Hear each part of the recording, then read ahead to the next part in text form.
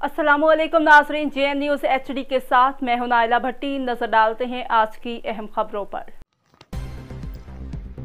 खबर शामिल करते हैं बहावल नगर से। हमारे नुमाइंदे मोहम्मद सरवर चौहान की रिपोर्ट के मुताबिक Bahawal Nagar deputy commissioner captain retired Mohammad Faseem की ज़ेर सदारत DC ऑफिस के कमेटी रूम में मुमकिन सैलाबी सूरत हाल से निपटने के लिए पेशगी इक़दाम के लिए इजलास मुनक्कद हुआ, जिसमें दरियाए सतलज से मुल्क का हिफाजती बंदों और नशीबी इलाकों का जायजा लिया गया।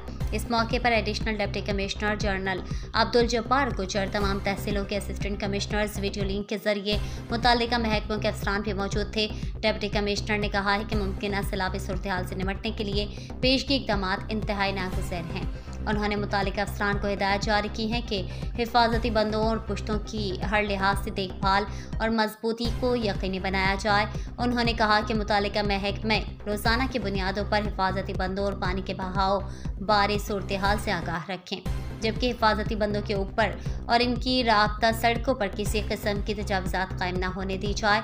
नेज़ हिफाजती बंदों पर जारी काम के मयार को मज़ीद बेहतर बनाने में कोई कसर उठा न रखी जाए। इस मौके पर महकमा इनहार के अफसरान की तरफ से नक्शेजात के जरिए तफसीली ब्रीफिंग दी गई। डिप्टी कमिश्नर ने महकमा हेल्थ, ज़राअत, लाइव स्टॉक रेस्क्यू 1122 को फौरी इमदादी कैंप लगाने की भी हिदायत जारी की।